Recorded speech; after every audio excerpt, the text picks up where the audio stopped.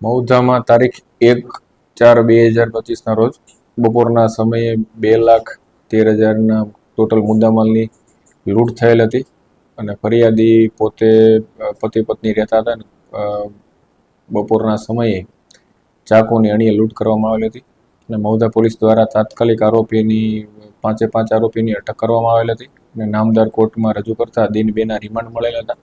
remand દરમિયાન આરોપી કયા રસ્તાનો ઉપયોગ કરીને કઈ રીતે આખી ચોરીને લૂંટને અંજામ આપેલ હતો તે અંગેનું આરોપીને સ્થળ ઉપર લઈ જઈ અને રિકન્સ્ટ્રક્શન પંચનામું કરવામાં આવેલ હતું અને